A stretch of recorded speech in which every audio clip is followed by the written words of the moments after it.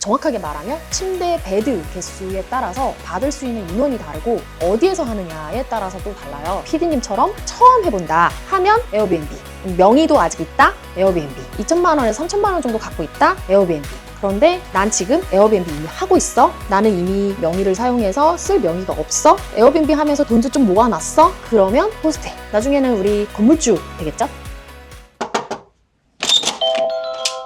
안녕하세요. 안녕하세요. 네, 피디님 어서 오세요. 오늘은 새로운 장소에서 만나 뵙는 것 같은데 여기는 어딘가요?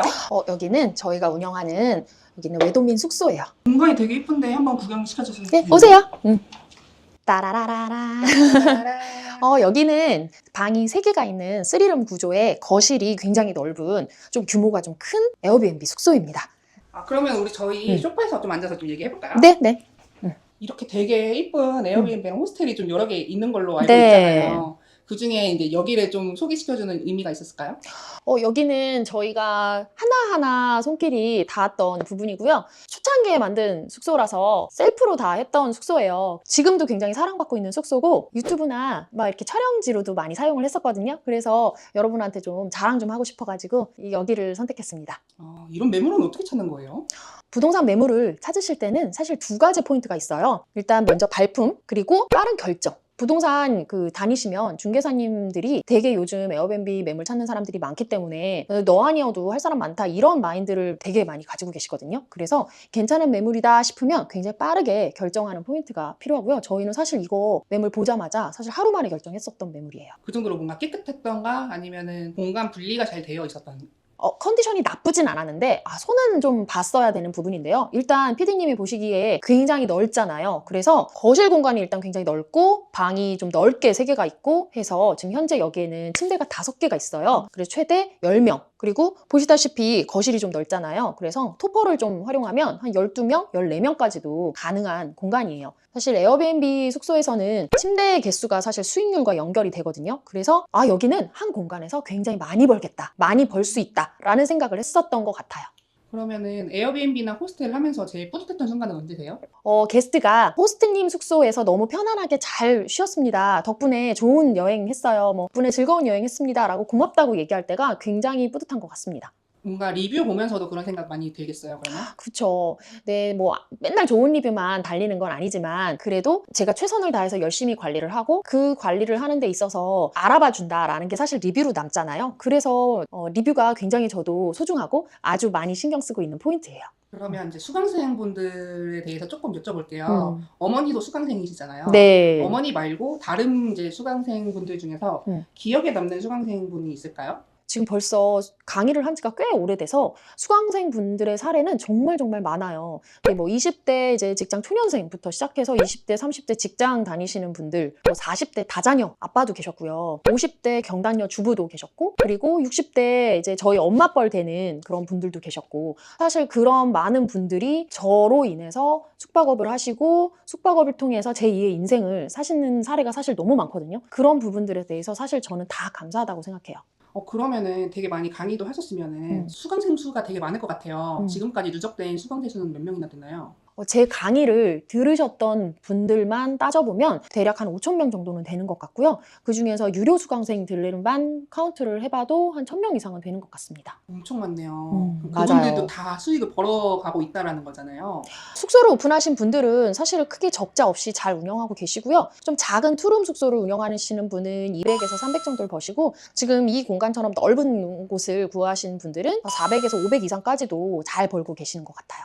그러면 크기에 따라서 약간 수익도 좀 달라지는 건가요? 정확하게 말하면 침대 베드 개수에 따라서 받을 수 있는 인원이 다르고 어디에서 하느냐에 따라서 또 달라요. 그래서 입지와 숙소의 크기 이런 것들이 수익률과 좌우하는 것 같습니다. 근데 강연도 많이 다니셨다고 들었는데 기억에 남는 강연이 있었을까요? 오프라인 강의는 항상 의미가 좀 깊은 것 같아요. 사실 줌 강의가 사실은 저도 체력적으로 더 편하고 좋지만 오프라인으로 소통을 하면서 실제로 수강생분들과 제가 컨택하면서 아이 컨택하면서 강의를 하는 것이 사실 저한테도 에너지가 되거든요. 특히 한 1년 전쯤에 부산에서 강의를 한 적이 있었는데 경남에서 운영을 하시는 분이 기존 수강생분께서 제가 이제 너무 보고 싶고 저한테 좀 고맙다는 말도 직접 하고 싶고 하셔가지고 2시간 동안 운전하셔가지고 부산에 오셔서 강의를 들으셨어요. 들으셨더라고요. 그래서 너무 감사하고 뿌듯했다. 그래서 오프라인 강의를 좀 열심히 최선을 다해서 열심히 하는 편이에요. 그런데 이제 실제로 중간에 그만둔 수강생분들도 있을 거 아니에요. 맞아요. 그런 분들은 왜 그만둔 걸까요? 이게 못해서 그런 걸까요? 아니면 어려워서 그랬던 걸까요? 여러 가지 이유가 있는데 일단 첫 번째는 매물 구하시는 거에서 조금 포기를 하시는 분들도 계시고 두 번째는 하다 보니까 이게 사실은 청소업이자 빨래업이거든요. 그리고 고객 응대도 좀 하셔야 돼요. 그런 부분에서 나는 안 맞는 것 같아 라는 생각이 드시는 분들도 계시는 것 같고 혹은 해외로 발령을 가신다거나 그런 분들이 이제 하시다가 정리를 하시는 경우를 좀 봤어요. 그러면은 이 사업에서 가장 버거운 게 저는 매물이라고 좀 생각이 네. 들거든요. 그거 말고는 또 뭐가 있을까요? 이제 막상 매물을 구했어요. 그러면 처음에 너무 가정집 같고 혹은 정말 다 쓰러져가는 막 정말 기생충에 나올 것 같은 그런 형태의 집들도 많거든요. 그럼 좋은 임대인을 만나면 뭐 조금 수리도 해주고 하겠지만 대부분의 임대인들은 그냥 네가 알아서 해라 이런 경우가 많아요. 그러면 막상 이제 썩은 거 보고 여기를 도대체 어떻게 고쳐서 어떻게 해야 되지? 약간 이 생각을 하게 되는 것 같아요. 그래서 스타일링 부분이 내부 인테리어 부분에서 고민이 많으신 것 같습니다. 그럼 같은 조건이라면 에어비앤비랑 호스텔 중에서 어떤 거를 선택할 것 같으세요?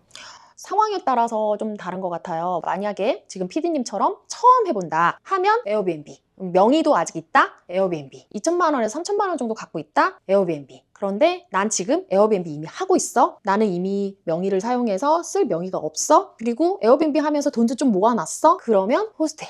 호스텔로 하다가 또 호스텔이 좀 잘 되면 그 다음에 좀 하나 넘어가시면 나중에는 우리 건물주 되겠죠? 옥구슬님한테는 수강생분이 어떤 존재인가요? 제가 수강생분들에게 가뭄의 단비 같은 존재가 되고 싶다라는 생각이 드는데 숙소를 운영하시다 보면 혹은 숙소를 세팅하다 보면 매번 이제 고민거리가 생기실 거예요. 그럴 때 제가 시행착오를 줄여드리고 그 시행착오를 줄인 데서 빨리 시간을 줄여드리는 그런 제가 고민거리를 줄여드리는 멘토의 역할을 할 수 있다고 생각해요. 초보자도 할 수 있다고 하셨잖아요. 그럼 초보자분들이 꼭 알아두면 좋은 꿀팁 같은 게 있을까요? 일단 매물을 찾으실 때 너무 고민을 많이 하실 텐데요. 사실 시장에 답이 있다라고 생각을 하시면 좋을 것 같아요. 에어비앤비라는 사이트가 사실 오픈북이거든요. 그 사이트에서 내가 하고 싶은 곳의 경쟁 숙소의 예약률을 보신다거나 하시면서 어디서 하는 게 잘 될 것인가를 하나하나 데이터를 기반으로 확인을 해보시면 도움을 많이 받으실 수 있을 거예요. 그럼에도 불구하고 도전의 두려움을 갖고 계시는 분들이 계시잖아요. 그런 분들한테 한마디를 한다면 뭐가 있을까요? 제가 전직 국어 교사잖아요. 제가 좋아하는 속담이 있는데요. 부뚜막에 소금도 넣어야 짜다 라는 속담이 있어요. 아무것도 하지 않으면 아무 일도 일어나지 않아요. 넣어봐야 짜다라는 걸 알 수 있고 해봐야 여러 가지 문제가 있네? 이걸 어떻게 하면 해결하지? 그럼 나는 어떻게 발전하지? 이런 고민을 하면서 성장을 하는 거거든요. 여러분이 이런 사업을 해보시면서 다양하게 실행을 해보셨으면 좋겠고 분명히 이 사업이 여러분에게 가뭄의 단비가 될 거라고 확신합니다. 그럼 마지막으로 에어비앤비를 시작해볼까 하고 고민하시는 분들한테 한 말씀 하신다면요? 에어비앤비 사업은 특별한 사람들이 성공하는 사업이 아니에요. 평범한 사람이라도 누구나가 다 일정 금액의 수익을 안정적으로 벌 수 있는 사업이에요. 여러분이 꼭 해보셨으면 좋겠습니다. 신뢰할 만한 멘토와 함께 하시면 시행착오 없이 충분히 빠르게 세팅하실 수 있을 거라고 생각을 합니다. 제가 여러분의 시행착오를 줄여드릴 수 있을 거라고 생각해요. 저의 이야기와 노하우가 궁금하시면 댓글에 무료 특강 신청 클릭해주세요. 그러면 무료 특강에서 만나요. 안녕.